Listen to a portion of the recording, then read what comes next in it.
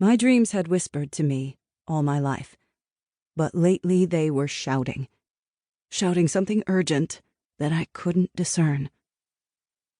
I pushed aside the mist of sleep, shaken by my latest dream.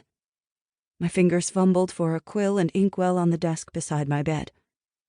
By the time I smoothed the paper and scribbled the first words, images were fading like morning frost on a window pane. Remember. Hand trembling, I coaxed a mental picture from the cloud in my mind.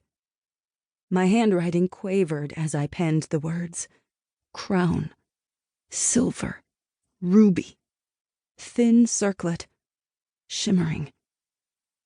What could it mean? After I finished writing each detail, I blotted the page and added it to a growing stack.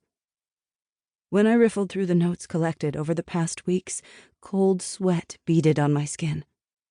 Many in the palace court came to me for my gift, and my answers soothed, counseled, and encouraged.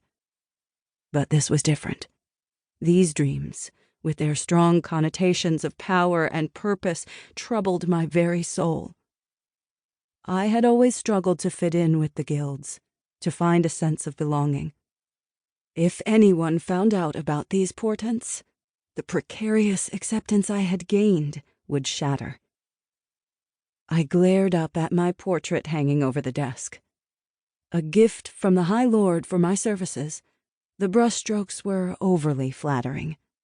The artist had widened my eyes, instead of showing the way one eyelid drooped, a relic of a childhood illness.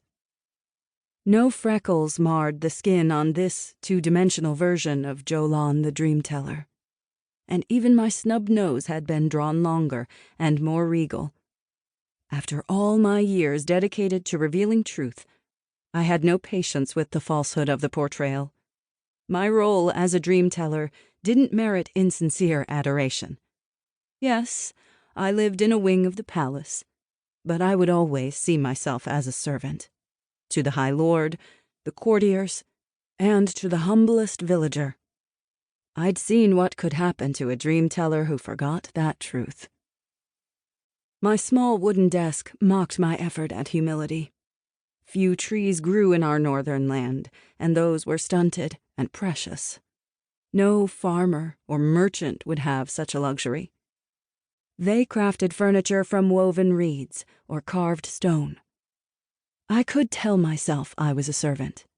I could see the danger of power and turn from it.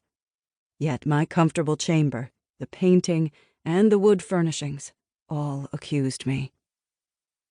A timid knock sounded at the chamber door. "Enter," my voice croaked, heavy with sleep. The hinges creaked and wood groaned.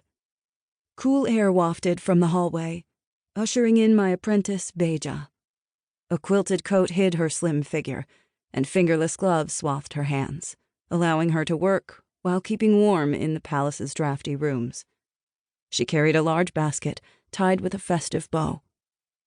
"My lady, Cimarron sent this gift, and he asked if you would join him for luncheon today in the sunroom."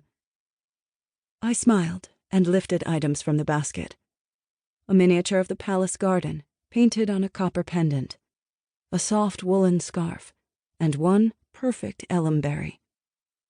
Where on earth did he find someone who could grow elmberry in midwinter?